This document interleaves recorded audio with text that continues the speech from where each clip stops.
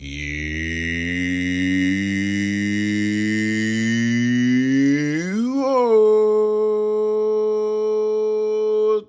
Greetings, fellow Watford fans. Omar here, and it's time for the YouOrns Tuesday focus on Watford versus West Bromwich Albion, taking place on Wednesday at the Vic.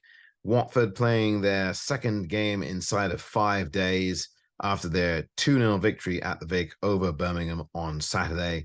And this will be a test that Watford will need to be up for against the West Bromwich Albion side, of course, whom Val Ismail once managed just a few short seasons ago. West Brom score a lot of goals in their games, so you can expect, I think, a frenzy of goals in this game.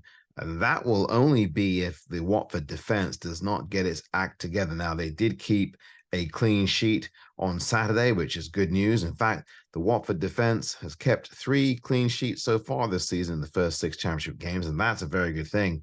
Watford are going to really have to pay attention to West Brom. They've got some very lively players that can cause and create a lot of havoc. And West Bromwich Albion will be looking to get their first away victory of the season. Watford will be looking to continue their winning ways. And they will, if they get this win, they will make it 2 on the spin at the Vic. And they will certainly begin to move up the table the way they would like to at this early stage. Watford will not have the services of Ken Sema on Wednesday. His injury may cause him to miss at least a couple more games, if not longer. And it is a very much likelihood that Vakun Bio will feature in this game, certainly off the bench. Rajovic is definitely going to earn another start after scoring yet again for the second straight game.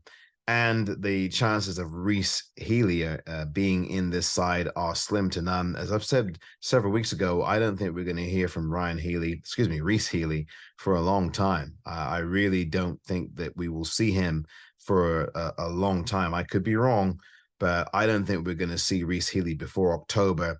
And after that, I would say if we were going to see Reece Healy at all, it would be in the game after the international break in mid-October.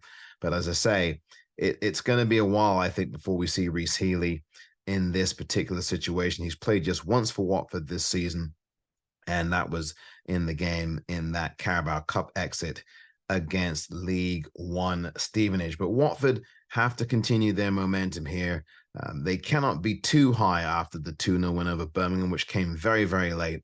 Watford tomorrow will want to make sure they score earlier in the game than they did against Birmingham and make sure that they stamp their authority. Have a good first half. That's going to be the key as far as I'm concerned.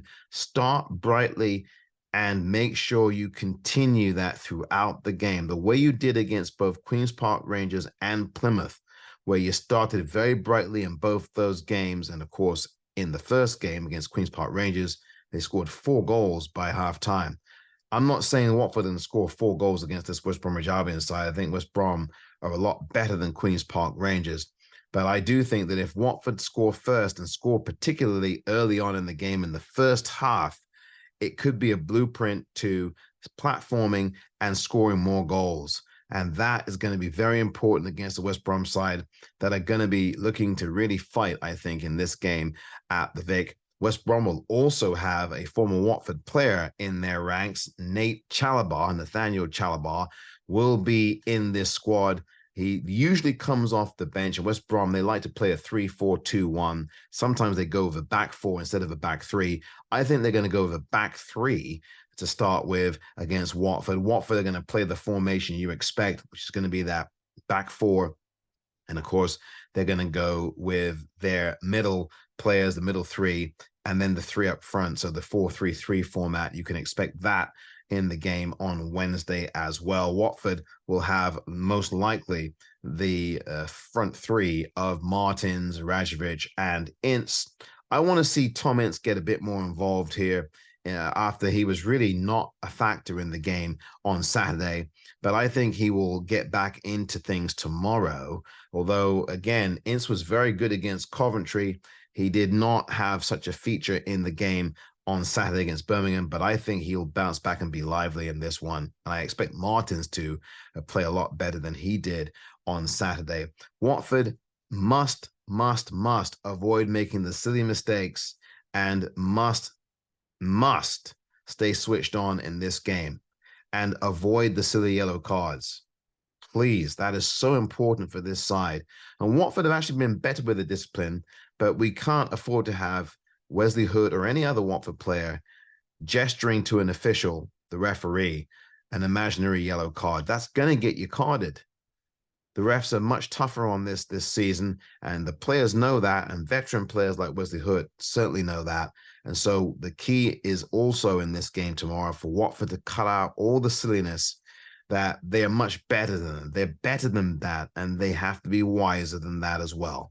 All in all, I think this will be a very important game for Watford tomorrow.